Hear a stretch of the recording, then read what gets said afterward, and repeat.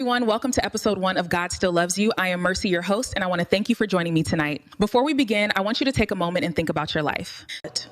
Think about the mistakes you've made. Yeah. Think about the disappointments you faced. Yeah. Think about the nights you cried when nobody was watching. Think about the times you felt forgotten, rejected. God still loves you. Not because you are perfect, not because you've done everything right, not because you've never failed, but because his love is greater than your mistakes. Tonight, I want to share a story with you. This is a story of a young woman named Sarah. Let us find strength in the word. Sarah never knew her biological parents. The first thing she ever learned about herself was that she had been abandoned. According to the people who found her, she was only a few hours old when she was left inside a trash-filled area behind an old market. It was raining heavily that night.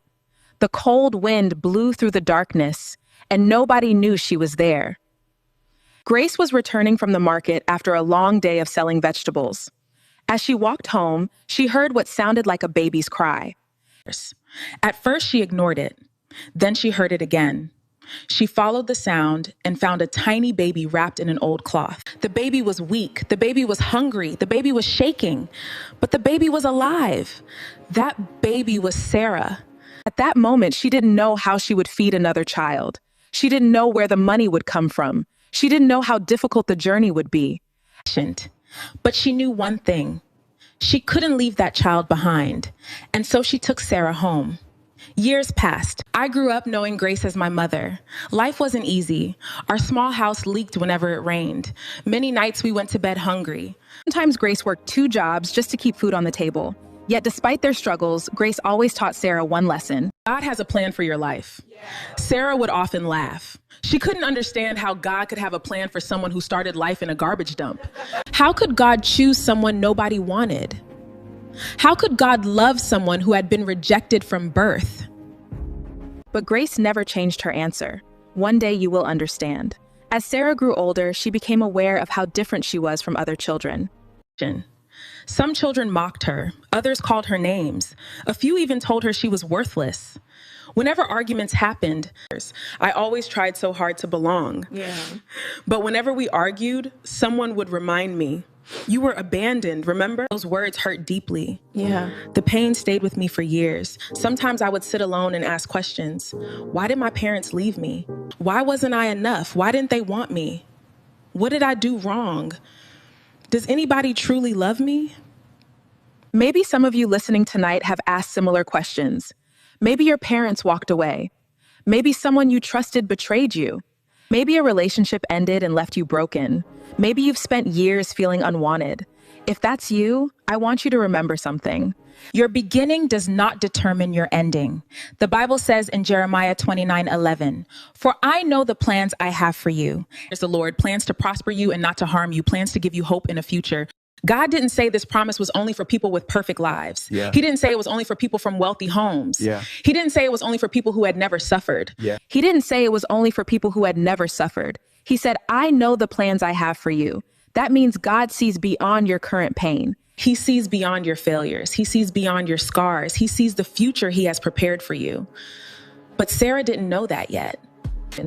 As she entered her teenage years, life became even more complicated. The poverty around her became harder to ignore. Bills kept increasing. Food became more expensive. Grace grew older and weaker. The woman who had rescued her was now struggling to survive herself. Sarah wanted to help. She wanted to change their situation. She wanted to provide a better life for the only mother she had ever known. But opportunities were few. And desperation has a way of making dangerous choices look attractive. One day, Sarah met someone who promised to help her. Someone who seemed kind. Someone who appeared to care. Offered hope when she felt hopeless. At first, everything seemed good. But sometimes the people who promise to save us end up leading us into deeper pain. Sarah had no idea that the decision she was about to make would change the course of her life forever. She had no idea that the search for acceptance would lead her down a road filled with heartbreak, regret, and darkness. She had no idea that one day she would find herself trapped in a world she never imagined entering. a world where she would slowly lose herself, a world where she would begin to believe the lie that she was beyond God's love. But was she really beyond God's love? Can anyone ever go so far that God cannot reach them?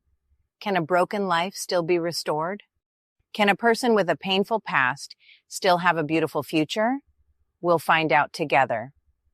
Thank you for listening to episode 1 of God Still Loves You. I am Mercy, your host. And before you leave, I want you to remember this. No matter where you've been, no matter what you've done, no matter what people have said about you, your story is not over, because God still loves you. Join me in episode 2 next time.